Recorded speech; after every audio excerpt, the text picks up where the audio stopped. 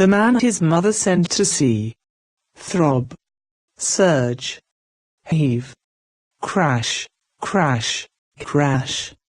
The North Korean tramp steamer, registered in Manila, sailing out of Mindanao, was engaged in a brutal slow-motion slug-out with wave surges whose source lay centered at his destination, 11 degrees 21 minutes north, 142 degrees 12 minutes east. Whatever lay miles below that latitude and longitude may indeed be sleeping, but something was walking in the corridors of its dreams, very aware of what was to transpire above the sky of solid rock and waves above its head. Throb. Surge. Heave. Crash, crash, crash. The prow, driven by specially rebuilt engines, thrust up through waves that inexplicably had turned black and had the consistency of crankcase oil. Throb. Surge. Heave. Crash, crash, crash. The engines muscled their way to a raging peak. The waves pressed the prow up, the steamer slid over the crests and then crashed, bouncing into the trough, again and again and again. The sky waxed green and even shades of purple painted the steely cloud cover.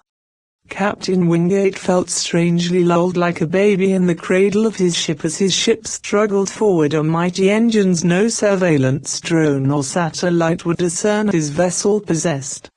Throb. Surge. Heave. Crash, crash, crash. His shrapnel-ruined face split like that of a Komodo lizard, and he hissed under his mustache as he smiled. Throb. Surge. Heave. Crash, crash, crash. The coordinates lay like an invisible infrared X on the corrugated green-gray desert of ocean ahead. Seagulls of an unfamiliar phenotype screamed like prehistoric reptiles above the mast. Raised in Newburyport, where his distraught father had brought him after his mother walked out to sea and drowned, Wingate had gone to sea himself as soon as possible, finding the merchant marine much more to his liking, as he preferred mongrel ports and mongrel company than his short stint in the American Navy. The divorce was not amicable, but his discharge was not dishonorable. And he had found the scent of salt music to my nose, as his mother had often said to him as a child. Focused on what he called his thumb of attention, he could hear the heartbeat of his men like children beating on the curb with sticks all around him. The radar whirred and pinged. Throb. Surge. Heave. Crash, crash, crash. The radar whirred and pinged. Throb. Surge. Heave. As he focused on his men's hearts, they began to beat in sync. Beat, beat, beat. The wind came up and the flags began to flap. Clap, clap, clap. Throb. Surge. Heave. He had the devil's own egg on board.